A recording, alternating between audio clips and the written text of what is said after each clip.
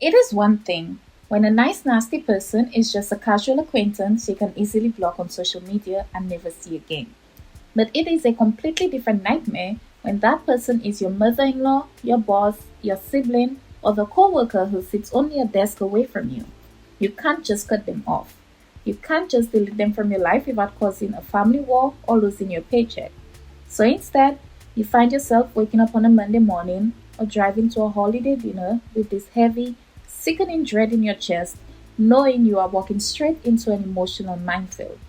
You are constantly on guard, waiting for the next slick comment, the next backhanded compliment, or the next piece of passive aggressive bait to be dropped.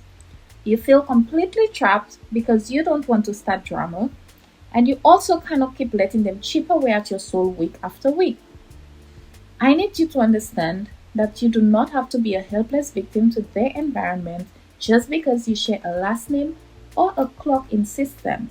You cannot change who they are, but you can completely change the rules of how they get to interact with you. You're watching Healing Looks Like Her, where wounds become wisdom and healing becomes strength. Let's get into today's message. We need to talk about the mistake most of us make when we are forced to deal with these unavoidable people, and that is trying to fix the relationship. Because you are a good person with a big heart, you keep showing up to these interactions hoping that this time will be different. You think if you just explained your feelings clearer, or if you do them a favor, or if you show them enough love, they will finally stop the slick remarks and treat you with respect. But you have to accept a very hard truth. You cannot have an honest relationship with someone who is committed to a dishonest way of communicating. When you try to set a traditional boundary with a nice, nasty family member or coworker by telling them how much their words hurt you, you are actually giving them a map of your exact insecurities. They aren't going to use that information to protect you. They are going to use it as ammunition for the next time they want to quietly take you down. To survive these people long term, you have to mentally demote them from a close connection to a transactional acquaintance. This means you stop expecting them to be emotionally mature, you stop looking to them for validation, and you stop sharing your real life with them. You need to put them on what is called a low information diet. Stop telling your nice, nasty coworker about your career goals. Stop telling your critical aunt about your relationship struggles. And stop letting them into the sacred spaces of your life. When they ask how you're doing, you give them the most boring, surface level positive answers possible. Everything is great. Work is busy. Life is good. And keep it moving.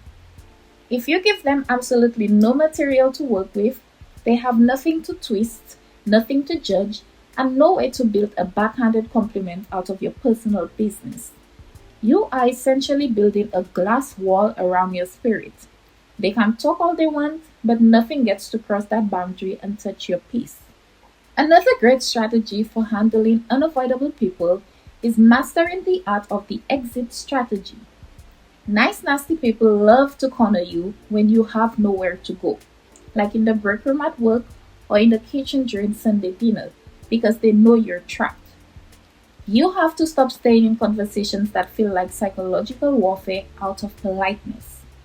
You do not need permission to leave an uncomfortable interaction, and you don't need to cause a scene to do it. So the second they drop a slick remark under their breath, you can look at your watch, smile, and say, "Oh, I completely forgot. I have to make a quick phone call." Or, "Let me go grab a glass of water," and just walk away. You don't get angry, you don't argue, you just physically remove yourself from the space.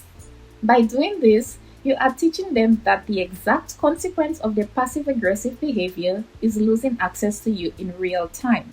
Ultimately, protecting your peace around people you can't avoid requires you to stop letting them dictate your emotional temperature.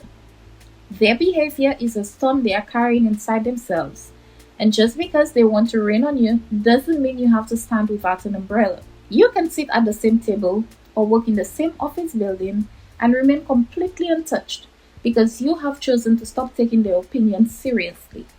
You have stripped them of the power to make you feel small. If this message gave you the tools and the confidence you need to handle that difficult person in your life this week, please like, comment, subscribe, and share this video with someone who is currently trying to survive a toxic environment.